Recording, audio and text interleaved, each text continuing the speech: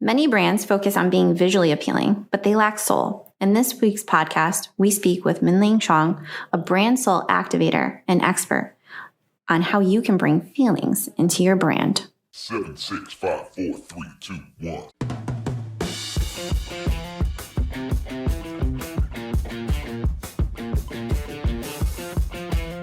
Hi, and welcome to the Marketing Essentials podcast. Our unique team helps small businesses grow by providing essential marketing expertise.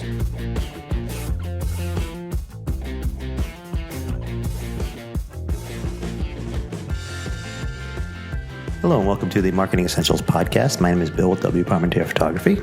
I'm Justin with Justin Kerr Design. And I'm Alicia with the Spark Social. And together we make up The Marketing Essentials team. So today, who do we have for our guest today? We have Minling Chuang. She's a Brand Soul Activator. Let me give you a little bit of background. Absolutely. So she is a Brand Soul Activator and mentor for impact-driven entrepreneurs. She's a founder of Brand Fame and co-founder of Fame for Good. She has over 8 years of experience in branding and marketing. She's worked with brands such as Nestle Toll House, Lean Cuisine, and Toyota. Wow. She's also been featured in Forbes, Mind Valley, The Huffington Post, and BuzzFeed, just to name a few. And Minling helps our clients from entrepreneurs to small business owners to strategically evolve their brands and market and position themselves so they become an eye-popping it brand that turns heads. So welcome, Minling. How are you? Thank you for having me. I'm excited to be here. So that's really exciting stuff. Helping a brand become an it brand, right? Yes, it's a lot of fun to do for sure. That is. And we love branding. We love all things marketing here. But I think that your topic really brings a new perspective to branding. So to you, what is a brand? So everybody thinks of brand as the visual component, the website, the logos, and the graphics, but it's not the case. So a brand is the perception that you build in somebody's mind. So the visuals are part of it, but it's also the messaging that you have, the feeling that you create, the experiences that you create. So it's all around creating a positive perception in your consumer's mind, in your client's mind. So that's what you want to really think about when you are thinking about branding yourself. So a brand is a culmination of all those things, and those positive attributes and those positive feelings is what creates the brand affinity and the brand loyalty.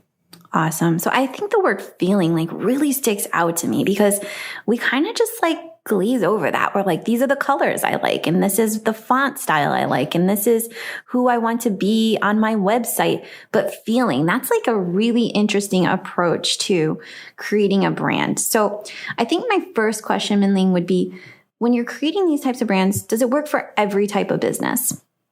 Yes, feelings are the most important thing because 95% of all purchases are made out of an emotion, a feeling base. And so, people always say oh, I had that gut feeling I need to buy that, or I just felt like it, right? So those words are being used in, everyday purchases, and it sparks something inside of you that you want to go ahead and make a purchase, not always a rational decision. And so having a strong feeling builds actually brand loyalty. And I always go back to some of my top favorite brands that are out there. I always go back to Tom's, for example. Tom's, their shoes are decent. They're not super stellar brand shoe or anything like that, but they evoke emotion inside of the consumer. And so because they were able to evoke this feeling of you are doing good by purchasing our shoes, they have done really well in the business. And I personally have a strong affinity for them, and I've have probably over 9 or 10 pairs of shoes from them because of this. And it was not because of the look and feel of their shoe, was because of the feeling that they gave me when I, purchase a shoe, when I go to their stores. So that's why feeling is so important, whether you're a brick and mortar store, or you're even a B2B company as well too. People buy from people buy from people that they trust and brands that they trust. So the more that you can build that trust through feeling and experiences, the more likely you're going to have the sale. So what if you're a service-based and you don't have a product? Do you have any examples of service-based businesses that focus and do really well on the feeling or bringing feeling into their brand? Yeah, service-based businesses is a huge component of feeling, because you're buying from somebody that you have to trust in terms of their service, in terms of their delivery. So for example, I have a client that I'm working with. He's a music DJ. He DJs around the world for different events. And when we were working on his brand, we wanted to see like what makes him different than all the other DJs that are out there. So DJ is a very service-based industry. What we found was that, you know, one of the things that he did really well was he was able to create these lifelong memories and bonds on the dance floor based off of the way that he did storytelling with his music, the way that people connected with him on and off the dance floor. So we were able to create a different type of message. So what we built into his brand was the saying "more than music," and it's all about creating epic memories that last a lifetime. And so that's an emotion, that's a feeling, and that's what these visionary festivals and these visionary, corporate events really want. They want their audience to have that bond, because if they're bonded on the dance floor at these events, they're going to come back. And so he's an integral role in the experience, and we're building him that way versus just another DJ, which anybody can do. Yeah. And I bet you he can charge more. Yes. Yes. Right. Sure. So at least if somebody is kind of like skeptical on, I don't need to think about feeling for my branding, you can always bring it back to, well, did you know you can charge more when you do stuff like this as part of your branding? You can charge more. And I've worked with like consulting companies as well too. And we've had to work on, understanding why they were different in the market. And what was this consulting company that I worked with, like the main differentiator was that he helps people actually execute the projects, because a lot of consulting companies would come in and just do the work and leave. And he didn't like that when he was on the other side. And so he built his consulting company in a way that helps embed themselves in the culture of the organization to help them not only strategically figure out what they need to do, but also execute it. And so that gives their clients more peace of mind that they're going to get exactly what they wanted. So, peace of mind is a feeling as well too. So even if you have like a service-based business that is not as fun as a DJ company, right? You can look at ways that you make your clients' lives better. And by doing that, you evoke a feeling inside of them. I love that. So if you're working with someone, what would you say is the key to getting someone to this point? Like, how do you even start? Like, how do you extract feelings from a business or a company? We're not asking for your inside process, but just kind of like tips on getting started. How do you start that conversation with clients? Yeah, a lot of the way that I work with my clients is to do a deep dive session with them and really understand why they got into business, what was behind the rationale of them starting, because usually people start businesses more than just making money. I mean, there's people that just want to make money, but, heart-centered businesses in general want to solve a problem. They see like a need. They want to change something in the industry. You can look at like Uber, they want to disrupt they were tired of like trying to find taxis, and not working. So there's some kind of reason, or there's some kind of why behind every business. So you want to understand what that reason is. And then you can start to look at, okay, if this is the reason why I wanted to start the business in the first place, then you can get to the emotional feelings of like, okay, it was because like it was very crappy of like taxis not coming to me and I wanted something simpler, whatever it is for your business, and to really tap into why you even started in the first place. And then also, what do you believe is true? What do you believe is a better way? It's important to put a stake in the ground of saying like, this is the better way of doing things. And that's important when you are talking to, potential clients or marketing yourself, because that's going to be what differentiates you. So I always say, especially like in the very beginning of my business, I always say branding is not the website logos or graphics. And everybody was like, what do you mean it's not that? Especially in the entrepreneurial space, because everything was tied to like, I need a brand, so I need a website. I was like, no, these are two separate things. You do not need a website. You having a website is not having a brand. And having a brand doesn't mean you have to have the best website. I mean, that helps. You have to have certain other things in place.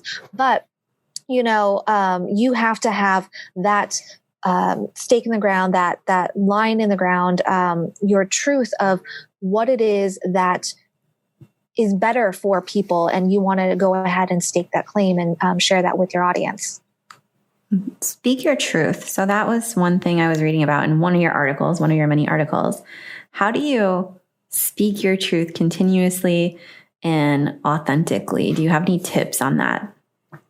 Yeah, well, speaking your truth has to mean like it's something that you resonate with personally. So it's a cause or an issue or something in the industry that you just are fed up with, that you don't like, or if your competitors are saying this and it gets you riled up, like that's how I know that that's your truth, because you believe in something else. It's a conviction. It's a value. It's something that you strongly believe in. Because you strongly believe in it, it's easier for you to then speak about it on a consistent basis versus if it's like, oh, I think I should say this. Oh no, I'm going to forget. Like, oh, let me go back, because there was something really important. Like when it comes to branding has to be very authentic to you. When you're inauthentic with your brand, it's harder to be that brand every case. So when I first started, like I wanted to be like more, witty in terms of my voice, because I was like, oh, that's what everybody wants. Everybody wants somebody that's funny or witty and all this stuff. But it was very hard for me to keep that persona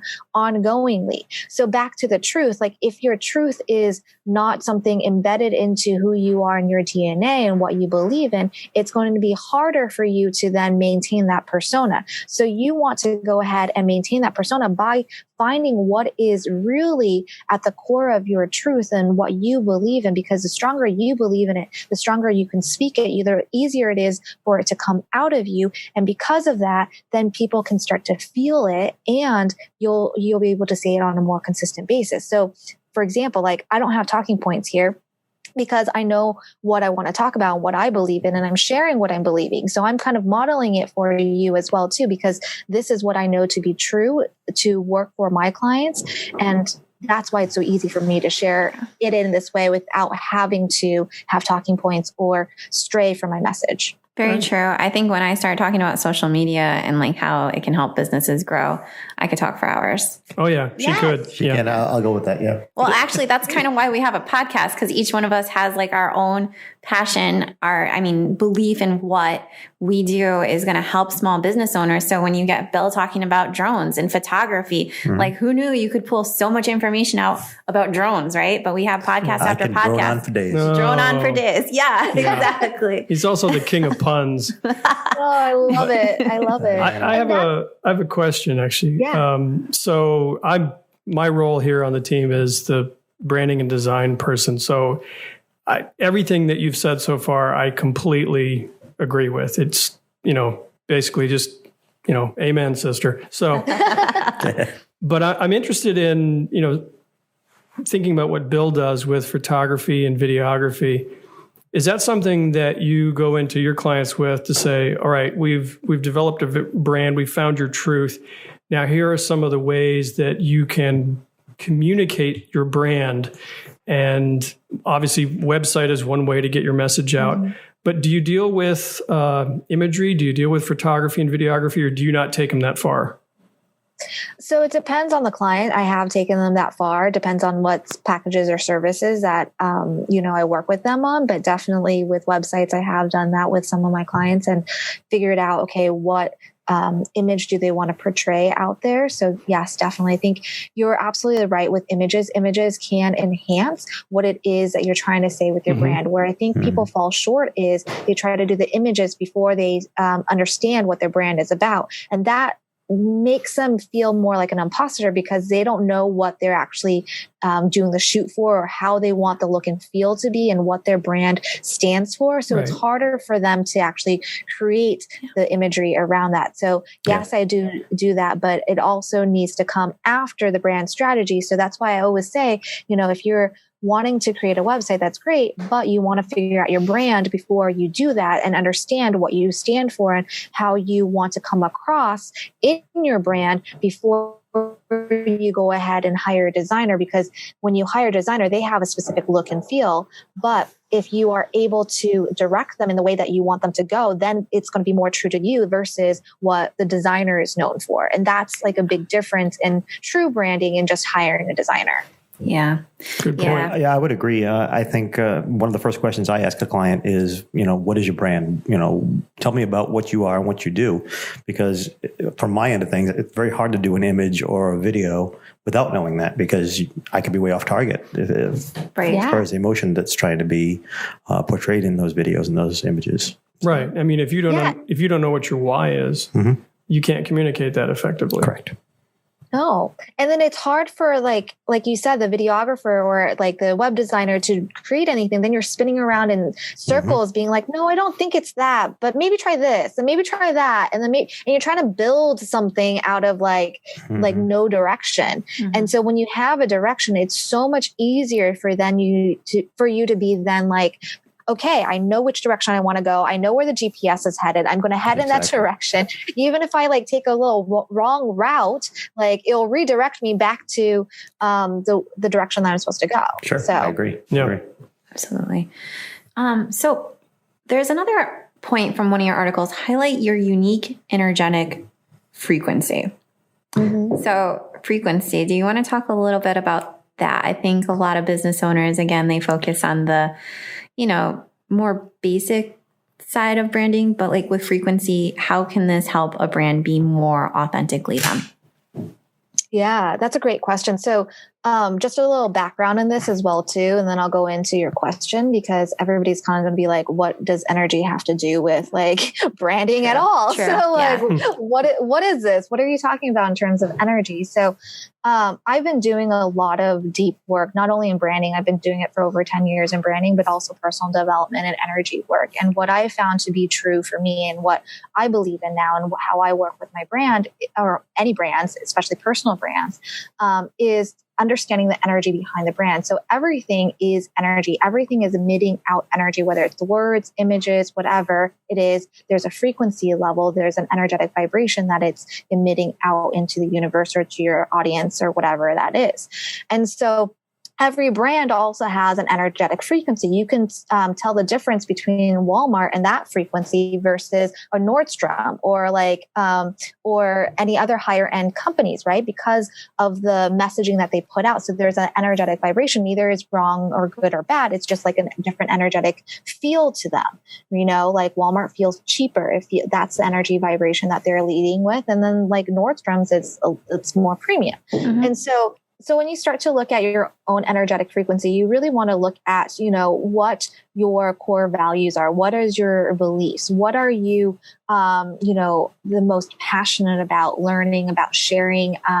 What is it that your values are? It's really about your values. It's like what you believe in as your values that you want to put out there, that you want to share with somebody else, because that's how you then are seen in the market. If you value giving back, if you value,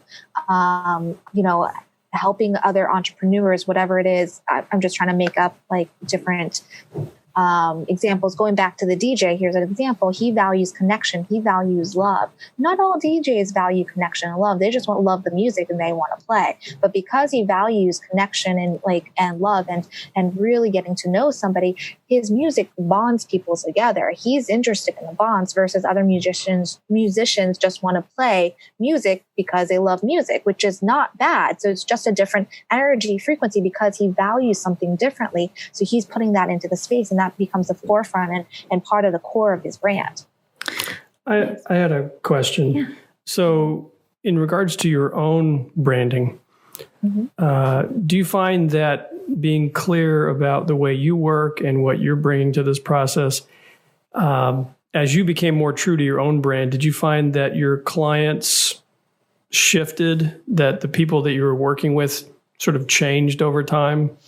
Yes, for sure. Because you are the attraction for everything that you get. So what you put out there attracts, the right clients to you. So a lot of my clients are definitely a lot more spiritual or at least open into, mindset work, energy work, interested in those things as well too, because I've been talking more about it or really are heart-centered entrepreneurs that are looking for just like deeper connection, not just, the surface level connection. So yes, a lot of my clients that come to me are more heart-centered, spiritually based, or at least open to this type of work. Because I think it's important for you to define, who your clients are in this way. So if you figure out, like, okay, this is what I stand for, this is, the energetic frequency I want to put out, then your clients will match whatever that is. So you then look at, okay, do I want to work with these people, and and how do I want to work with them, and how do I want to serve them? And it was a journey for me to even figure out on my end as well too, because I was teaching branding, just like just a strategy. And then once I really tuned into like what I was passionate about, which was the mindset work and also the energy work and all these things, and how to fuse these things together, that's when things shifted in my business as well too. And now I help people find the true essence of who they are so they can speak their truth and fully embody their brand. That is the core of what I do in any business, whether it's a personal brand or a bigger business or a corporation, is to find their truth, find their essence so that they can be the fullest version of their brand. Yeah. I think in turn, so when you are putting out this frequency and this type of energy about who you want to work with, and you attract more clients who are in line and resonate with you, now when you work with them, you create more positive energy. Like, think about that. We all have that client or at one point we had that client who we took on because they were willing to pay that retainer, but we knew in our, deep down that they just weren't a fit for us. And think about the energy that happened. Like, once you were working with that person or that client or on that project, and you just kind of like procrastinate it or dread it, like, getting the work done because you knew deep down that like that energy just wasn't there. And maybe, I think looking at my own business, and we still are working on this, like putting that energy out there about who we are, what feeling do we give our clients, and how can we bring this into our brand, especially when everyone, looks at us digitally. We show up more with video because we want people to know who we are, personality wise. And I think like, just kind of putting yourself out there and not swaying, like just even if you have like a mantra or an affirmation every day, like this is who we are, this is what we enjoy, and these are the types of people that we're going to bring back into our sphere to work with. So to me, it can have positive benefits that we don't even realize if we're not focusing on the right energy. Yeah, in a nutshell, fewer clients that suck the life out of you. Yes. Yeah, those ones. Yes. I mean, it's so important because you're not going to enjoy your life if you're going to like work with clients that you don't like. Right. And you're just taking away time from the clients that you do like and attracting more of those. And, I believe in an abundant world, there's infinite number of clients that will come to you, different opportunities that will come to you. And so if you say yes to the clients you don't want, then energetically you're putting out there, you're just going to take anything. But if you're steadfast and saying like, okay, these are the type of clients that I'm calling in, and really strong in that intention, then those clients are going to come to you, or you get opportunities like being on this podcast, to put yourself out there to those right clients. I agree 100%. And I just strongly believe that any business can work on really bringing more to their brand and bringing like that. But it's hard, right? So any business can benefit is basically what I'm saying. But I think it's hard for them to think outside the box, right? Like you're inside the jar and you can't read the label. So like working with someone, a brand expert, can pull this energy out of you and kind of coach you through the steps you need to take to make your message clear. So on that note, Minling, you talked about the DJ and some of the bigger brands you've worked with. Is there any examples that you want to share of a business that you're working with where you've brought them through this experience and they've seen a difference in their business? Yes. One of my clients, she's a lawyer and she wanted to break into the online industry and really service entrepreneurs with, having the right contracts, making sure that they were legally protected. But there were other lawyers in the space. Like people could go to their local lawyers. There are like LegalZoom that's out there. People could just download and get all this information. So we had to look at, how to position her in the market. And what we found was that she was perfectly suited to help those entrepreneurs that were looking at growing and expanding their business. So they may have been a solopreneur, but now they're doing either more group programs or they have more people that they're hiring. And we call them the tipping point entrepreneurs who were about to go to their next level. And they needed to be legally protected by somebody that knew what was going on in that industry. And because she was been learning more about the industry and been doing that for over a year, we found that she was the perfect person to be that voice for them, to protect them legally, because she knew the online industry. She was able to understand the nuances, which LegalZoom doesn't know, which the local law agencies or law firms don't know either. She was able to put the right language into her contracts and also guide her clients in a way that was specific to them and their industry. And this actually took her business from making just a little bit under six figures to multiple six figures once we were able to find this piece. And she really credits this work for helping her find, her voice and understand her place in the market and how she could leverage her expertise in the market. That's amazing. I love that. That's so powerful. And I hope that the listeners really were able to pick up and gain some more insight. So the last note is, when can a business, is it a new business or somebody who's in a transition or somebody who's been in business, when can they start working on this stuff? When can they go back? Like if they're like, well, I have a brand, but I don't have all these additional layers. Can they go back and work with someone like you, Minling? Is it too late? Great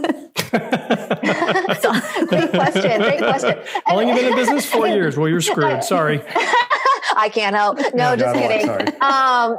No, it's great. That's a great question. I'm going to address the people that have been in business for a while, that are looking to create their brand or recreate their brand. Rebranding is very, very important for you to stay relevant in this day and age. So if you find, and I've worked with many clients to rebrand them as well too, they've had success in their business, but they are looking at, wait, it doesn't feel right anymore. It feels off. I'm missing something. I want to go bigger. I think a lot of people, when they think of branding, they think of it as a one and done deal, but it's not the case. Every brand that's out there that's been around has to evolve, has to keep on growing, has to constantly look at the brand, or else they become extinct. If you look at Blockbuster, if you look at like Sears, they were all big brands that went extinct because they didn't constantly evolve with the changing times. And so if you are a business that feels like something is evolving and changing inside your business or inside your industry, definitely look at rebranding for sure, because that's going to help you stay relevant.